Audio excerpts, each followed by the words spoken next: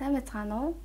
За өнөөдөр та бүхэндээ квадрат тэнцэтгэл бишийг интегралийн аргаар бодохыг жишээ болгон дээр тайлбарлая. За нэгдүгээр жишээ маань жишээ болгороо анхаарах юм бол x квадратаас хасах нь 4x нэмэх нь 3 гэсэн энэ үржигдэхүүн маань тгээс их байх квадрат тэнцэтгэл бишийг интегралийн аргаар бодох байгаа.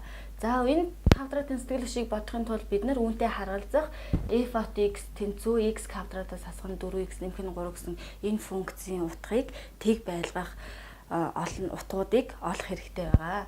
За тэгэхээр энэ функцийг маань тэг байлгах утгыг олохын тулд бид нар x квадратаас хасах нь 4x нэмэх нь 3 гэсэн энэ тэгштгэлийг бид нар бодож хоёр язгуур байна уу, нэг язгуур тавь гэдгийг одоо гаргах хэрэгтэй.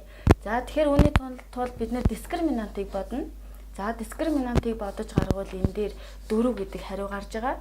За 4 гэдэг бол мэдээж тгээс их тоо учраас манай шийд маань 2 язгууртайгаар илэрхийлэгдэнэ гэсэн үг.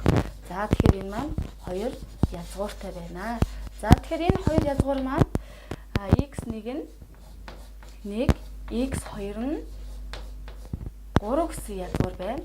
За тэгэхээр бид нар нэгдүгээрт нь буюу манай квадрат тэнцэтгэл биштэй харгалзах функцийг маань тэг байлгах утгуудыг бид нар олсон гэсэн үг. За одоо бид нар хоёр дахь алхам энэ маань нэгдүгээр алхам байгаа. За тэгэхээр одоо бид нар хоёрдугаар алхам маань өвөгцөн квадрат тэнцэтгэл бишээ шумуу үржигдэхүүн задлана. За шумуу үржигдэхүүн задлвал x квадратаас хасах нь 4x дээр нэмэх нь 3 гэдэг энэ 3 гишүүнт маань квадрат 3 гишүүнт маань x-ээс хасах 1, x-ээс хасах нь 3 гэсэн шумуу үржигдэхүүн болон задарч байна. За одоо бид нар эндээсээ 3 дугаар алхам буюу тоон шулуун дээр завсар хуваах хэрэгтэй байгаа. За тэгэхээр бид нар тоон шулуунаа тэмдэглэе.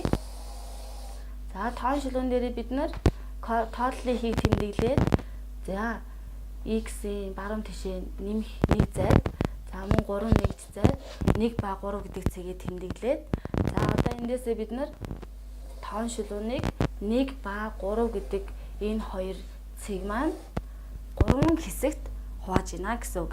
За энэ болохоор 1-р завсар, үүнийг 2-р завсар, үүнийг 3-р завсар гэж нэрлээд одоо бүгдээрээ үүн дээрээ үр журийн тэмдгийг тодорхойлох хэрэгтэй байгаа.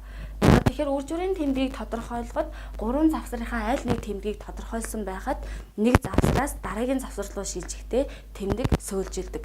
Тийм учраас бид нэр аль нэг завсрынхаа тэмдгийг тодорхойлоход хангалттай гэсэн үг. За тэгэхээр тооцоолол хэлбэр байх үүднээс би 1-р завсарт байгаа дурын тоон олонлогуудаас нэг тоог сонгоод энэ нэрээ тэмдгээ тодорхойлъё. За тэгэхээр надад тооцоол хийгээд хэлбэр байх үүднээс би тгийг сонгоод тухайн тэнцэтгэл биштэй орлуулъя. X-ийн орон тгийг тавиад энд бас тгийг тавих юм бол манай үр жив маань тэг болоод нэмэх 3 үлдэж байгаа.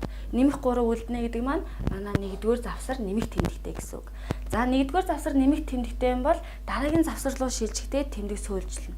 Тэгэхээр 2-р завсар хасахтай, дараагийн 3-р завсар маань нэмэхтэй гэсэн хариу гарч ийна.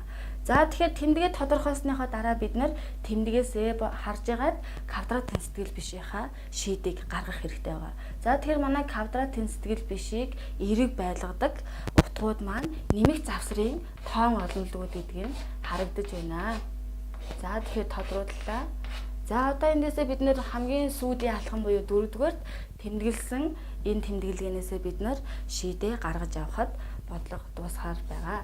За тэгэхээр x агуулгадах нь за манай бодлогоны маань шийд бол нэмэх завсрын тоон олонлогод байгаа. Тэгэхээр хасах хязгааргүйгээс 1 хүртэл за 1 өөрөө шийдэн дотор орохгүй. За тэгээд 3-аас эхлээд нэмэх хязгааргүй хүртэл. За энэ завсрын тоон олонлогууд маань манай квадрат тэнцэтгэл бишийг өмнө нь илэлэгт хүргэж байна гэсэн үг. За анхаарлаа хандуулсанд баярлалаа.